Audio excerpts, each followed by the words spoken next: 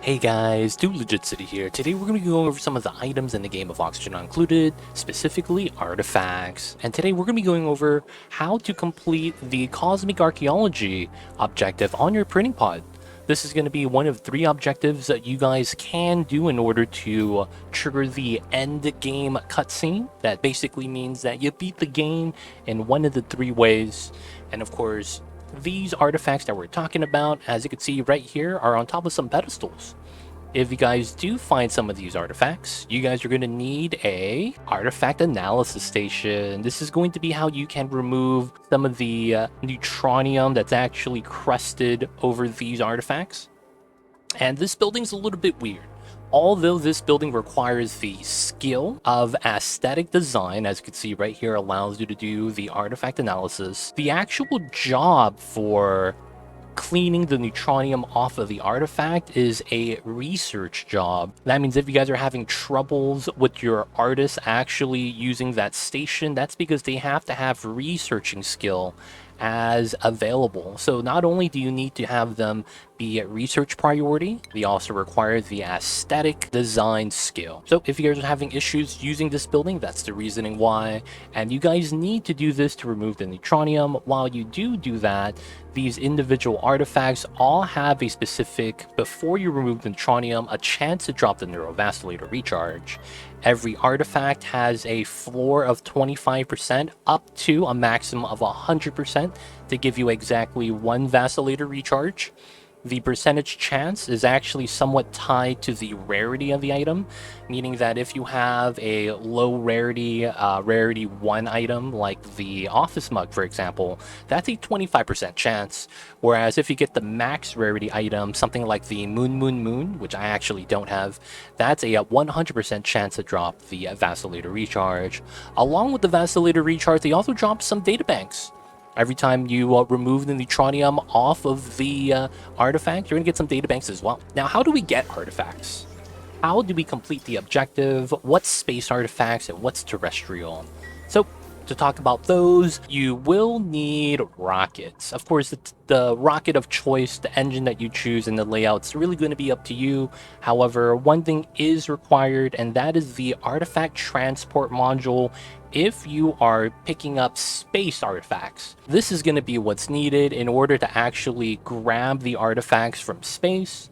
And if you were to bring up your star map with the letter Z, unless you rebinded that, of course, we're going to have on the star map these points of interest. These areas right here without the ring around it are points of interest. And if you click on them, you're going to see that there's going to be artifacts available, along with some resources.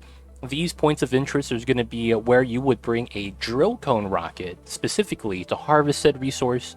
And of course, if you have the artifact transport module, you'll be able to pick up the artifact as well.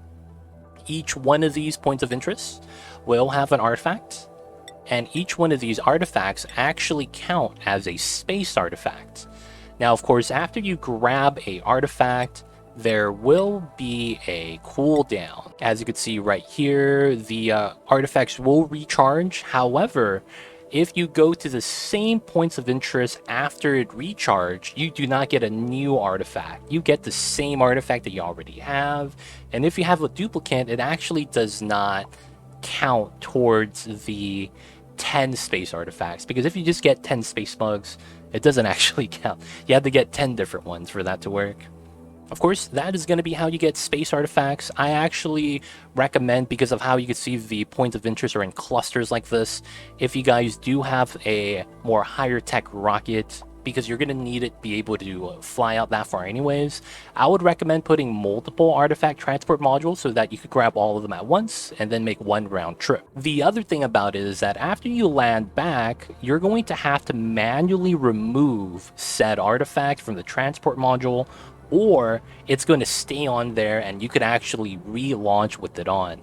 So the game does not automatically remove that. You will have to manually select each of your artifact transport modules and manually remove them. But that's going to be how you get the space artifacts on the space objectives for the Cosmic Archaeology. The next one we're going to be going over is the terrestrial artifacts. Now, the terrestrial artifacts actually still require you to use the rocket. However, you can find one of these on your starter asteroid or even on your second asteroid that has the teleporter access. The terrestrial artifacts are artifacts found specifically on a pedestal, but specifically the gravitas pedestal.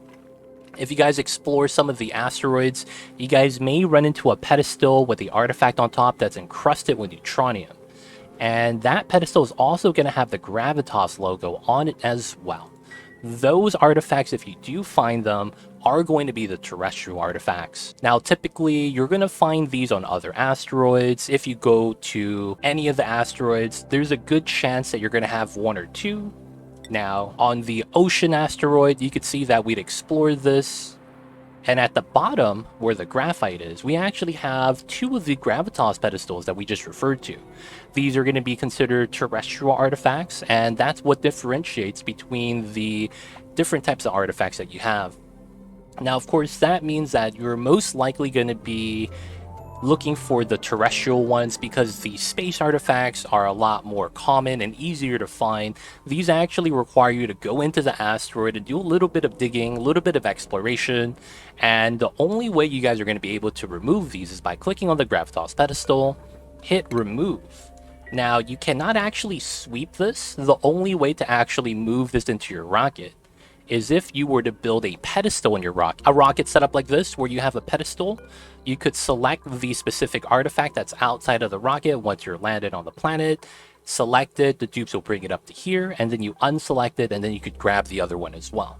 That way you'll get both of the artifacts inside of your Spacefarer module, and then you'll be able to transport it back for analysis. Now, of course, with that being said, there was a bug where when the game was still in early access for the DLC, the terrestrial artifacts wouldn't count as terrestrial. I believe that's fixed now, and every time you do grab an artifact from the gravitas pedestals, they will be considered terrestrial. And of course, that means you're going to want to actually go through each and every one of your asteroids.